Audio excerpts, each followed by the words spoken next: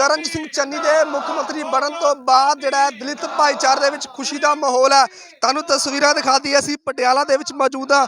Meant ਪਿੰਡ ਦੇ ਵਿੱਚ ਜਿਹੜਾ ਖੁਸ਼ੀ ਮਨਾਈ ਜਾ ਰਹੀ ਹੈ। ਤੁਸੀਂ ਤਸਵੀਰਾਂ ਦੇ ਵਿੱਚ ਦੇਖ ਰਹੇ ਹੋ ਕਿਉਂਕਿ ਪਹਿਲੀ ਵਾਰ ਹੋਇਆ ਜਦ ਦਲਿਤ ਭਾਈਚਾਰੇ ਦਾ ਜਿਹੜਾ ਮੁੱਖ ਮੰਤਰੀ ਬਣਿਆ। ਸੋ ਲੱਡੂ ਵੀ ਜਿਹੜੇ ਨੇ ਉਹ ਵੰਡੇ ਜਾ ਰਹੇ ਨੇ, ਨਾਅਰੇਬਾਜ਼ੀ ਵੀ ਜਿਹੜੀ ਹੈ ਕੀਤੀ ਜਾ ਰਹੀ ਹੈ ਕਿਉਂਕਿ ਲਗਾਤਾਰ ਜਿਹੜਾ ਕਿਹਾ ਜਾ ਰਿਹਾ ਸੀ ਦਲਿਤ ਭਾਈਚਾਰੇ ਦੀਆਂ ਜਿਹੜੀਆਂ ਸਮੱਸਿਆ ਨੇ ਉਹ ਪੈਂਡਿੰਗ ਰਹਿੰਦੀਆਂ ਨੇ। ਸੋ ਮੁੱਖ ਮੰਤਰੀ ਦੇ ਬਣਨ ਦੇ ਨਾਲ ਕਿਤੇ ਨਾ ਕਿਤੇ ਜਿਹੜਾ ਇਹਨਾਂ ਦੀ ਜਿਹੜੀ ਹੈ ਸੁਣਵਾਈ ਵੀ ਹੋਵੇਗੀ ਕਿਉਂਕਿ ਮਹਿਲਾਵਾਂ ਵੀ ਜਿਹੜੀਆਂ ਲਗਾਤਾਰ ਖੁਸ਼ੀ ਜ਼ਾਹਿਰ ਕਰ ਰਹੀਆਂ ਨੇ ਕਿਉਂਕਿ ਲਗਾਤਾਰ ਪੰਜਾਬ ਦੀ ਗੱਲ ਕੀਤੀ ਜਾਵੇ, ਦਲਿਤ ਭਾਈਚਾਰੇ ਦੀ ਗੱਲ ਕੀਤੀ ਜਾਵੇ, ਅਨੇਕਾਂ ਮੁੱਦੇ ਹੁੰਦੇ ਨੇ ਜੋ ਦਲਿਤ ਭਾਈਚਾਰੇ ਦੇ ਰਹਿ ਜਾਂਦੇ ਨੇ, ਪਰ ਮੁੱਖ ਮੰਤਰੀ ਦੇ ਬਣਨ ਨਾਲ ਇਹਨਾਂ ਦੀਆਂ ਆਸਾਂ ਨੂੰ ਜਿਹੜਾ ਬੂਰ ਪਿਆ। ਸੋ ਗੱਲਬਾਤ ਕਰਦੇ ਹਾਂ ਵੀ ਕਿੱਦਾਂ ਲੱਗ ਰਿਹਾ ਵੀ ਜਿਹੜਾ ਹੁਣ ਦਲਿਤ ਭਾਈਚਾਰੇ ਦਾ ਮੁੱਖ ਮੰਤਰੀ ਬਣਿਆ, ਤੁਸੀਂ ਲੱਡੂ ਵੰਡ ਰਹੇ ਹੋ। ਲਗਾਤਾਰ ਕਿਹਾ ਜਾ ਰਿਹਾ ਸੀ ਵੀ ਦਲਿਤ ਭਾਈਚਾਰੇ ਦੀ ਕੋਈ ਵੋਟ ਨਹੀਂ ਹੈ, ਕੋਈ ਆਧਾਰ ਨਹੀਂ ਹੈ, ਹੁਣ ਕੀ ਸਮਝਦੇ ਹੋ?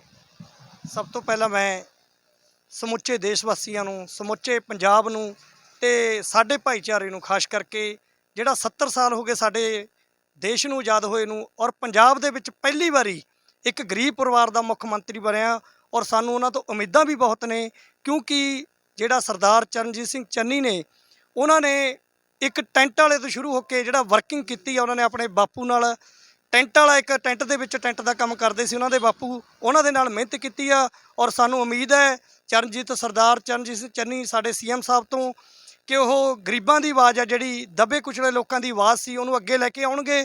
ਔਰ ਮੈਂ ਇਹਨਾਂ ਉਮੀਦਾਂ ਦੇ ਨਾਲ ਅਸੀਂ ਦੱਸ ਨਹੀਂ ਸਕਦੇ ਕਿ ਸਾਨੂੰ ਕਿੰਨੀ ਖੁਸ਼ੀ ਹੋਈ ਆ ਕਿਉਂਕਿ ਅਸੀਂ ਖੁਦ ਫੀਲਡ ਦੇ ਵਿੱਚ, ਮੈਨੂੰ 15 ਸਾਲ ਹੋ ਗਏ।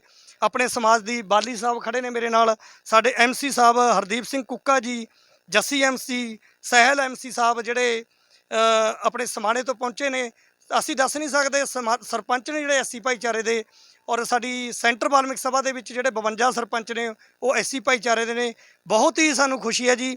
ਅਸੀਂ ਆਪਣੀ ਖੁਸ਼ੀ ਦਾ ਇਜ਼ਹਾਰ ਜਿਹੜਾ ਅੱਜ ਦਿਹਾਤੀ ਦਫ਼ਤਰ ਸੈਂਟਰ ਵਾਲਮਿਕ ਸਭਾ ਇੰਡੀਆ ਦੇ ਕਰਨ ਲੱਗੇ ਹਾਂ ਔਰ ਸਾਡੇ ਮਾਨਯੋਗ ਸਫਾਈ ਕਮਿਸ਼ਨ ਚੇਅਰਮੈਨ ਪੰਜਾਬ ਸ਼੍ਰੀ ਗੇਜਾ ਰਾਮ ਜੀ ਦੇ ਨਿਰਦੇਸ਼ਾਂ ਅਨੁਸਾਰ ਜਿਹੜਾ ਅਸੀਂ ਪ੍ਰੋਗਰਾਮ ਕਰ ਰਹੇ ਹਾਂ। ਔਰ ਸਾਨੂੰ ਉਮੀਦ ਹੈ ਕਿਉਂਕਿ ਸੀਐਮ ਸਾਹਿਬ ਨੇ ਜਿਹੜਾ ਆਉਣ ਸਾਰੇ ਹੀ ਵੱਡੇ ਜਿਹੜੇ ਗਰੀਬਾਂ ਦੇ ਲਈ ਡਿਸੀਜਨ ਲਏ ਨੇ, ਪਹਿਲ ਦੇ ਆਧਾਰ 'ਤੇ ਜਿਹੜਾ ਡਿਸੀਜਨ ਲਿਆ, ਪਾਣੀ ਦੇ ਬਿੱਲ ਸੀਗੇ ਕਿਉਂਕਿ ਮੇਰੇ ਏਰੀਏ ਦੇ ਵਿੱਚ ਮੈਂ ਖੁਦ ਸਰਪੰਚ ਹੈ ਪਿੰਡ ਮੈਂਡ ਤੋਂ ਔਰ ਸਾਡੇ ਰਖੜਾ ਸਾਹਿਬ ਉਰੇ ਕੈਬਨਿਟ ਮੰਤਰੀ ਸੀ, ਉਹ ਸਾਡੇ ਨਾਲ ਵਾਅਦਾ ਕਰਕੇ ਗਏ ਸੀਗੇ ਕਿਸੇ ਟਾਈਮ ਪਿੰਡ ਦੇ ਵਿੱਚ ਕਿ ਜਿਹੜੇ ਟੁੱਟੀਆਂ ਦੇ ਬਿੱਲ ਨੇ ਉਹ ਮਾਫ ਹੋਣਗੇ, ਪਰ ਬਾਅਦ ਦੇ ਵਿੱਚ ਮੇਰੀ ਸਰਪੰਚੀ ਦੇ ਵਿੱਚ ਕਨੈਕਸ਼ਨ ਕੱਟੇ ਗਏ ਨੇ ਗਰੀਬ ਲੋਕਾਂ ਦੇ। ਔਰ ਮੈਂ ਹੁਣ ਦਾਅਵੇ ਨਾਲ ਕਹਿ ਸਕਦਾ ਕਿ ਸਾਡਾ ਸੀਐਮ ਆ ਔਰ ਮੈਂ ਠੋਕ ਕੇ ਕਨੈਕਸ਼ਨ ਲਵਾਵਾਂਗਾ ਜਿਨ੍ਹਾਂ ਦੇ ਕਨੈਕਸ਼ਨ ਕੱਟੇ ਗਏ ਨੇ ਤੇ ਬਿੱਲ ਮਾਫ ਕਰਾਵਾਂਗਾ ਉਹਨਾਂ ਗਰੀਬਾਂ ਦੇ। ਵਿਰੋਧੀਆਂ ਪਾਰਟੀਆਂ ਲਗਾਤਾਰ ਕਹਿ ਰਹੀਆਂ 6 ਮਹੀਨੇ ਦਾ ਸਮਾਂ ਰਹਿ ਚੁੱਕਾ ਵੀ ਚਰਨਜੀਤ ਸਿੰਘ ਚੰਨੀ ਕੀ ਕਰਨਗੇ ਜੋ ਮੁੱਖ ਮੰਤਰੀ ਕੈਪਟਨ ਅਮਰਿੰਦਰ ਸਿੰਘ ਨਹੀਂ ਕਰ ਸਕੇ, ਕੀ ਸਮਝਦੇ ਹੋ? ਦੇਖੋ ਜੀ, 100 ਦਿਨ ਦਾ ਸਮਾਂ, ਜੇ ਇੱਕ ਚਿੱਠੀ ਵੀ ਇੱਕ ਦਿਨ ਲਿਖਦਾ ਨਾ ਤਾਂ ਮੈਨੂੰ ਨਹੀਂ ਲੱਗਦਾ ਵੀ ਇੱਥੇ ਵਿਰੋਧੀ ਧਿਰ ਨੂੰ ਬੋਲਣ ਨੂੰ ਮੌਕਾ ਮਿਲੂਗਾ। ਜੇ 100 ਦਿਨ ਸੀਐਮ ਸਾਹਿਬ, ਤੁਸੀਂ ਦੇਖੀ ਹੋਣੀ ਅਨਿਲ ਕਪੂਰ ਦੀ ਫਿਲਮ, ਉਹਨੇ ਸਿਖਾਇਆ ਦੇਸ਼ ਨੂੰ, ਉਹ ਫਿਲਮ ਤੋਂ ਜੇ ਸਿੱਖਣਾ ਚਾਹੇ ਤਾਂ ਇੱਕ ਦਿਨ ਦੇ ਸੀਐਮ ਨੇ ਪੂਰੇ ਦੇਸ਼ ਦੀ ਕਾਇਆ ਪਲਟੀ ਤੀ। ਔਰ ਸਾਡਾ ਸੀਐਮ ਸਾਹਿਬ ਗਰੀਬਾਂ ਦੇ ਹੱਕ ਦਾ ਸੀਐਮ ਹੈ, ਕਿਸਾਨਾਂ ਦੇ ਹੱਕ ਦਾ ਸੀਐਮ ਹੈ, ਵਪਾਰੀਆਂ ਦੇ ਹੱਕ ਦਾ ਸੀਐਮ ਹੈ ਕਿਉਂਕਿ ਜਿਹਨੇ ਮਿਹਨਤ ਕੀਤੀ ਹੁੰਦੀ ਹੈ, ਜਿਹੜਾ ਏਸੀਆਂ 'ਚ ਨਹੀਂ ਬਹਿੰਦਾ ਉਹਨੂੰ ਸਾਰਾ ਪਤਾ ਹੁੰਦਾ ਵਪਾਰੀ ਦਾ, ਕਿਸਾਨ ਦਾ, ਗਰੀਬਾਂ ਦਾ ਕਿ ਕਿਸ ਤਰ੍ਹਾਂ ਮੈਂ ਜਿਹੜੀ ਹੁਣ ਤੁਸੀਂ ਦੇਖਿਆ ਸੜਕਾਂ ਦੇ ਉੱਤੇ ਟੀਚਰ ਨੇ ਜਾਂ ਪਾਰਟ ਟਾਈਮ ਕੋਈ ਵੀ ਅਦਾਰਾ ਸਾਰੇ ਸੜਕਾਂ 'ਤੇ ਨੇ ਔਰ ਮੈਨੂੰ ਉਮੀਦ ਹੈ ਚੰਨੀ ਸਾਹਿਬ ਉਹ ਸਾਰੀਆਂ ਉਮੀਦਾਂ 'ਤੇ ਪੂਰਾ ਉਤਰਨਗੇ। 100 ਦਿਨਾਂ ਦੇ ਵਿੱਚ ਜੇ ਇੱਕ ਚਿੱਠੀ ਵੀ ਉਹ ਕਿਸੇ ਅਦਾਰੇ ਨੂੰ ਲਿਖਦਾ ਤਾਂ ਉਹਦਾ ਹੱਲ ਨਿਕਲੂਗਾ। ਤੁਸੀਂ ਦੇਖਿਆ ਹੁਣ ਸਾਰੇ ਡਿਸੀਜਨ ਲੈਣ ਉਹਨੇ ਅਫਸਰਾਂ ਨੂੰ ਖਿੱਚਿਆ, ਜਿਹੜੀ ਅਫਸਰਸ਼ਾਹੀ 10-11 ਵਜੇ ਆਉਂਦੀ ਆ ਤੇ 1 ਵਜੇ ਆਪਣੇ ਦਫ਼ਤਰਾਂ ਚਲੀ ਜਾਂਦੇ, ਗਰੀਬ ਦੀ ਕੋਈ ਸੁਣਵਾਈ ਨਹੀਂ ਹੁੰਦੀ। ਖੁਦ ਮੈਂ ਦੇਖਿਆ, ਮੈਂ ਆਪਣੀ ਜ਼ਿੰਦਗੀ ਦੇ ਵਿੱਚ ਦੇਖਿਆ 15 ਸਾਲ ਦੇ ਵਿੱਚ ਅਫਸਰ ਨਹੀਂ ਸੁਣਦੇ, ਪਰ ਮੈਨੂੰ ਉਮੀਦ ਹੈ ਸਾਡੇ ਸੀਐਮ ਸਾਹਿਬ ਸਰਦਾਰ ਚਰਨਜੀਤ ਸਿੰਘ ਚੰਨੀ ਜੀ ਇਹਨਾਂ ਉਮੀਦਾਂ 'ਤੇ ਖਰੇ ਉਤਰਨਗੇ ਔਰ ਅਸੀਂ ਇਸ ਆਸ ਦੇ ਨਾਲ ਜਿਹੜਾ ਪੂਰੇ ਭਾਈਚਾਰੇ ਨੂੰ, ਪੂਰੇ ਦੇਸ਼ ਨੂੰ, ਪੂਰੇ ਪੰਜਾਬ ਨੂੰ ਇਸ ਖੁਸ਼ੀ ਦੇ ਵਿੱਚ ਕਹਿੰਦੇ ਕਿ ਵੱਧ ਚੜ੍ਹ ਕੇ ਆਪਣੇ ਸਮਾਜ ਦੇ ਲੀਡਰ ਦੀ ਜਿਹੜੀ ਆ ਵਾਹਵਾਹੀ ਦਾ ਜਿਹੜਾ ਆਨੰਦ ਮਾਣਿਆ ਜਾਵੇ ਔਰ ਪੂਰੇ ਦੇਸ਼ ਨੂੰ ਪਤਾ ਲੱਗੇ। ਸੋਸ਼ਲ ਮੀਡੀਆ ਦੀ ਗੱਲ ਕੀਤੀ ਜਾਵੇ, ਕੁਝ ਕਮੈਂਟ ਵੀ ਆ ਰਹੇ ਨੇ ਮੁੱਖ ਮੰਤਰੀ ਦੇ ਸਾਲ ਦੇ ਵਿੱਚ, ਤੁਸੀਂ ਯਾਰ ਡੀਆਈਜੀ ਨੂੰ ਮੰਗ ਪੱਤਰ ਦੇ ਕੇ ਆਓ, ਉਹ ਕੋਈ ਪੂਰਾ ਮਾਮਲਾ ਕੀ ਹੈ ਪੂਰਾ? ਦੇਖੋ ਜੀ, ਇਹ ਬੀਜੇਪੀ ਸਰਕਾਰ, ਆਰਐਸਐਸ ਦੀ ਸਰਕਾਰ, ਅਕਾਲੀ ਦਲ ਦੀ ਸਰਕਾਰ ਤੇ ਆਮ ਆਦਮੀ ਦੇ ਪ੍ਰੋਪਗੈਂਡਾ ਹੈ, ਕਿਸੇ ਉਹਨਾਂ ਦੇ ਛੱਡੇ ਹੋਏ ਜਿਹੜੇ ਹੈਗੇ ਆ ਕੁਝ ਬੰਦੇ।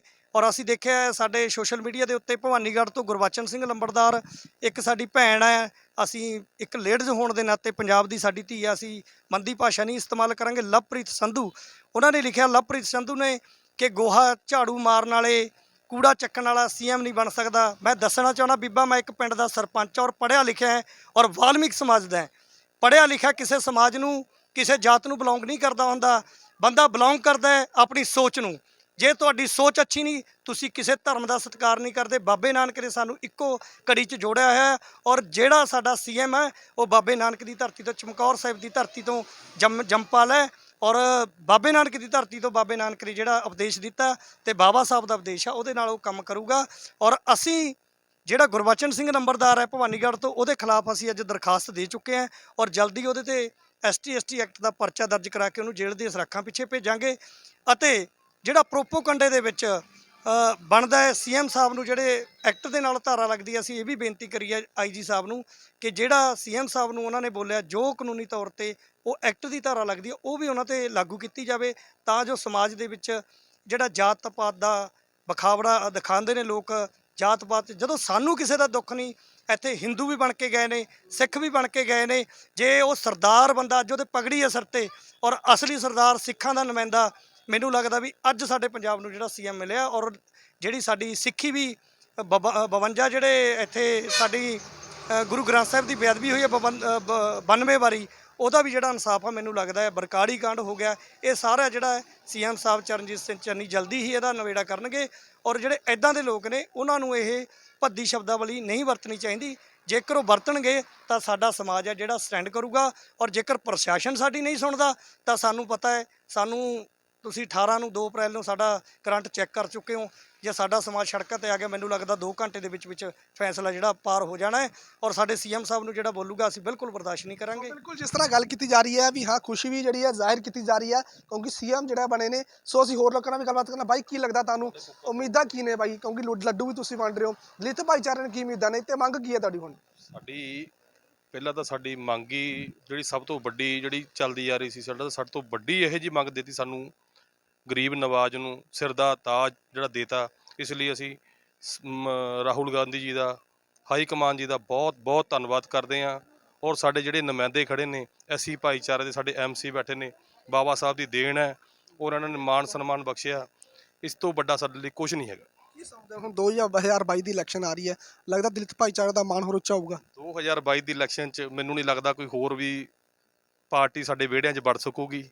ਕਾਂਗਰਸ ਪਾਰਟੀ ਹੈ ਔਰ ਕਾਂਗਰਸ ਪਾਰਟੀ ਦੇ ਨਾਲ ਕੱਲੀ ਵੋਟ ਕਾਂਗਰਸ ਨੂੰ ਜਾਣੀ। ਦਲਿਤ ਭਾਈਚਾਰੇ ਦੀ, ਸਾਡੇ ਭਾਈਚਾਰੇ ਦਾ ਪਹਿਲੀ ਵਾਰੀ ਸੀਐਮ ਬਣਿਆ ਤੇ ਅਸੀਂ ਦਿਲੋਂ ਤਣੋਂ ਮਨੋਂ ਨਾਲ ਜਿਸ ਤਰ੍ਹਾਂ ਕਿਹਾ ਕਿ ਦਲਿਤ ਭਾਈਚਾਰੇ ਦਾ ਜਿਹੜਾ ਸੀਐਮ ਬਣਿਆ ਜਿਹੜਾ ਉਹਨਾਂ ਦੇ ਨਾਲ ਹੈ। ਸੋ ਅਸੀਂ ਕੁਝ ਮਹਿਲਾਵਾਂ ਵੀ ਮੌਜੂਦ ਨੇ ਕਿਉਂਕਿ ਖੁਸ਼ੀ ਜਿਹੜੀ ਹੈ ਉਹ ਮਹਿਲਾਵਾਂ ਵੀ ਕਰ ਰਹੀਆਂ ਨੇ। ਸੋ ਗੱਲਬਾਤ ਕਰਦੇ ਹਾਂ, ਕਿੱਦਾਂ ਲੱਗ ਰਿਹਾ, ਮਹਿਸੂਸ ਹੋ ਰਿਹਾ ਹੁਣ ਤੁਹਾਡਾ ਜਿਹੜਾ ਪਰਿਵਾਰਿਕ ਮੈਂਬਰ ਜਿਹੜਾ ਮੁੱਖ ਮੰਤਰੀ ਬਣ ਚੁੱਕੇ ਨੇ, ਕੀ ਸਮਝਦੇ ਹੋ? ਸਰ ਇਹਦੀ ਸਾਡਾ ਪਰਿਵਾਰਿਕ ਮੈਂਬਰ ਜਿਹੜਾ ਸੀਐਮ ਬਣਿਆ ਉਹਦੇ 'ਚ ਅਸੀਂ ਬਹੁਤ ਖੁਸ਼ ਹਾਂ ਵੀ ਸਾਡੀਆਂ ਸੁਣਵਾਈਆਂ ਹੋਣਗੀਆਂ। ਜਿਵੇਂ ਹੁਣ ਮਹਿਲਾਵਾਂ ਵੀ ਅਸੀਂ ਸੇਵ ਹੋ ਸਕਦੇ ਹਾਂ, ਸਾਨੂੰ ਕੋਈ ਵੀ ਕਿਸੇ ਤਰ੍ਹਾਂ ਦਾ ਡਰ ਨਹੀਂ ਹੈਗਾ। ਅਸੀਂ ਆਪਣੇ ਵਿਚਾਰ ਸਾਂਝੇ ਕਰ ਸਕਦੇ ਹਾਂ, ਸਾਡੀਆਂ ਮੰਗਾਂ ਪੂਰੀਆਂ ਹੋਣਗੀਆਂ। ਜਿਵੇਂ ਨਰੇਗਾ ਵਰਕਰ ਨੇ ਉਹਨਾਂ ਦੇ ਵੀ ਸੋ ਬਿਲਕੁਲ ਕਈ ਵਾਰ ਜਿਹੜਾ ਹੈ ਭਾਵੁਕ ਹੋ ਜਾਂਦਾ ਕਿਉਂਕਿ ਭਾਵੁਕ ਹੋ ਕੇ ਜਿਹੜੇ ਨੇ ਇਹ ਬਿਆਨ ਦੇ ਰਹੇ ਨੇ ਕਿਉਂਕਿ ਪਹਿਲੀ ਵਾਰ ਜਿਹੜੇ ਨੇ ਇਤਿਹਾਸ ਦੇ ਵਿੱਚ ਜਿਹੜੇ ਮੁੱਖ ਮੰਤਰੀ ਬਣੇ। ਕੀ ਕਹਿਣਾ ਚਾਹੁੰਦੇ ਹੋ ਤੁਸੀਂ ਹੁਣ? ਸਰ ਮੈਂ ਇਸ ਕਰਕੇ ਦੱਸਣਾ ਚਾਹੁੰਦਾ ਕਿ ਖੁਸ਼ੀ ਇੰਨੀ ਆ ਕਿ ਅਸੀਂ ਆਪਣੇ ਜਿਹੜੇ ਵਿਚਾਰ ਆ ਇੰਨੇ ਬਲਬਲੇ ਨੇ ਦਿਲ ਦੇ ਵਿੱਚ, ਕਿਉਂਕਿ ਅਸੀਂ ਕ੍ਰਾਂਤੀਕਾਰੀ ਸੋਚ ਵਾਲੇ ਆ, ਅਸੀਂ ਬਾਬਾ ਸਾਹਿਬ ਦੀ ਸੋਚ ਵਾਲੇ, ਅਸੀਂ ਬਾਬਾ ਸਾਹਿਬ ਦੇ ਅੱਛੇ ਆ। ਜੇ ਅੱਜ ਸਾਨੂੰ ਖੁਸ਼ੀ ਆ ਤਾਂ ਬਾਬਾ ਸਾਹਿਬ ਦੇ ਸੰਵਿਧਾਨ ਕਰਕੇ, ਅੱਜ ਬਾਬਾ ਸਾਹਿਬ ਦੇ ਸੰਵਿਧਾਨ ਨੂੰ ਜਿੱਤ ਮਿਲੀ ਹੈ ਔਰ ਮੈਨੂੰ ਇਹ ਖੁਸ਼ੀ ਹੈ ਕਿ ਪਹਿਲੀ ਵਾਰ ਬਾਬਾ ਸਾਹਿਬ ਦੇ ਸੰਵਿਧਾਨ ਨੂੰ ਅੱਜ ਜਿੱਤ ਮਿਲੀ ਹੈ। ਸਾਡਾ ਸੀਐਮ ਪੰਜਾਬ ਬਿਲਕੁਲ ਜਿਹੜਾ ਨਾਅਰੇਬਾਜ਼ੀ ਵੀ ਜਿਹੜੀ ਹੈ ਕੀਤੀ ਜਾ ਰਹੀ ਹੈ।